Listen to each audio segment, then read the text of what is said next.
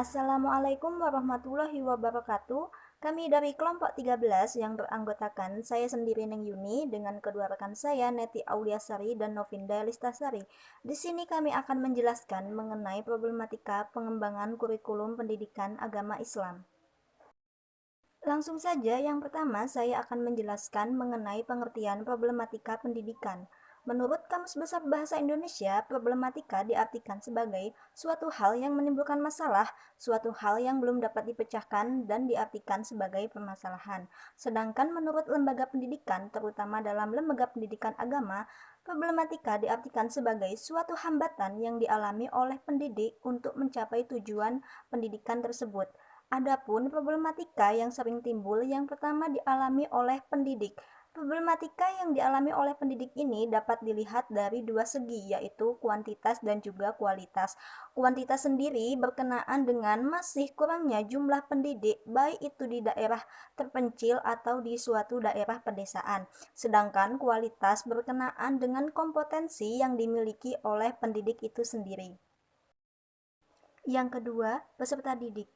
Problematika yang dialami oleh peserta didik ini yaitu masih kurangnya minat dan motivasi peserta didik untuk mengikuti pendidikan agama, yang mana hal ini dilatar belakangi oleh kehidupan dari masing-masing peserta didik yang beragam.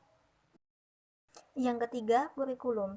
Problematika dalam kurikulum ini yaitu pendekatan lebih difokuskan kepada pendekatan kognitif.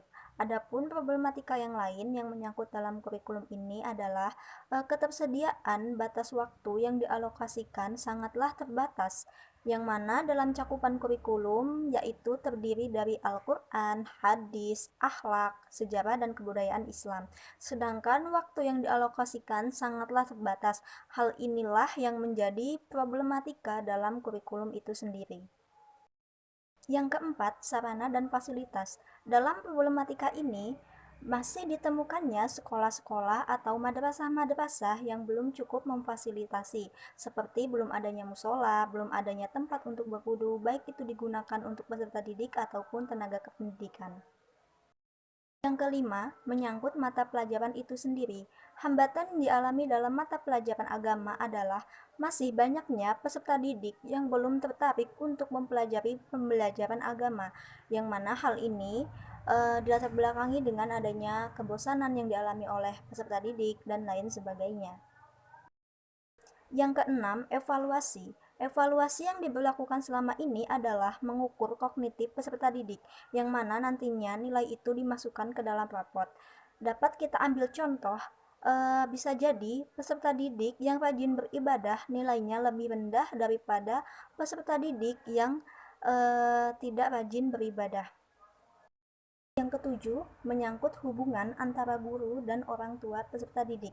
Dalam problematika ini, belum terjalinnya kerjasama yang intensif antara guru dan orang tua peserta didik, yang mana dalam hal ini, hubungan antara lembaga pendidikan dan orang tua masih berdiri sendiri. Yang kedelapan, pendekatan kognitif. Dalam pendidikan agama, seharusnya pendekatan antara kognitif, afektif, psikomotorik berjalan secara seimbang. Akan tetapi, pendekatan lebih terfokus pada pendekatan kognitif saja, yang mana hal ini mengakibatkan terjadinya problematika dalam suatu pendekatan pendidikan agama.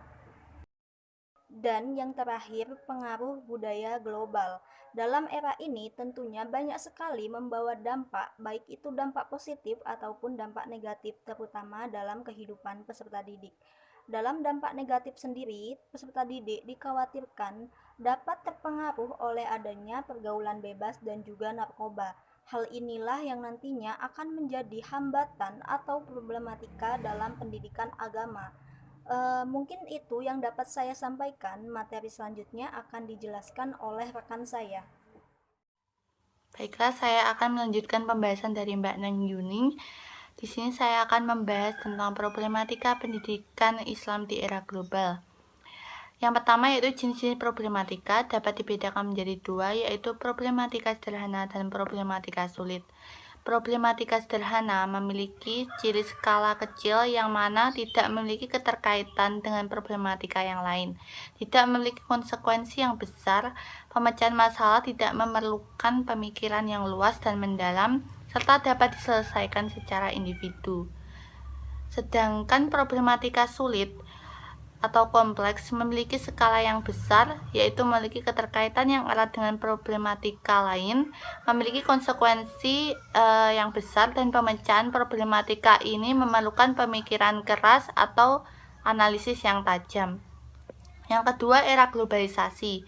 Istilah globalisasi diambil dari kata the global yang berarti bumi atau dunia ini. Maka secara sederhana, globalisasi atau globalization dapat diartikan sebagai proses menjadikan semuanya satu bumi atau yang dikenal di seluruh masyarakat dunia. Globalisasi adalah suatu fenomena khusus dalam peradaban manusia yang bergerak terus dalam masyarakat global dan merupakan bagian dari proses manusia global itu sendiri. Yang ketiga yaitu problematika pendidikan Islam di era global. Dapat dibedakan menjadi dua, yaitu faktor internal dan faktor eksternal. Faktor internal di antara lainnya yaitu relasi kekuasaan dan orientasi pendidikan Islam. Selain itu, masalah kurikulum. Setelah itu, pendekatan dan metode pembelajaran. Setelah itu, profesionalisme dan kualitas SDM. Selain itu, biaya pendidikan. Dan yang faktor eksternal diantaranya, yang pertama yaitu dichotomic, kemudian to general knowledge, kemudian lack of spirits of insecurity, kemudian memorisasi, dan yang terakhir certifikat oriented. Sekian pembahasan dari saya, kemudian akan dilanjutkan oleh Mbak Novinda. Bismillahirrahmanirrahim. Saya Novinda Listasari. Di sini saya akan melanjutkan penjelasan dari teman saya. Yang ketiga yaitu pelaksanaan kurikulum PAI. Menurut Nurholis, ada 6 kesimpulan sebagai persyaratan penting untuk membantu keberhasilan pelaksanaan kurikulum. Yang pertama yaitu guru harus benar-benar memahami tentang kurikulum. Yang kedua yaitu guru harus benar-benar mendalami tentang kurikulum. Yang ketiga yaitu guru harus memiliki pengetahuan tentang proses perencanaan, keterampilan, dan kemampuan tertentu. Yang keempat yaitu penolakan inovasi kurikulum harus sudah diperhitungkan pada saat kurikulum ditetapkan. Yang kelima yaitu pengetahuan dan perhatian sangat diperlukan saat pelaksanaan kurikulum. Dan yang keenam yaitu jalur komunikasi yang efektif harus dibangun oleh semua yang terlibat dalam pelaksanaan kurikulum. Yang keempat yaitu kendala-kendala pelaksanaan pembelajaran. Komponen sekolah yang tidak berfungsi dengan baik akan mempengaruhi keberhasilan pencapaian tujuan sekolah.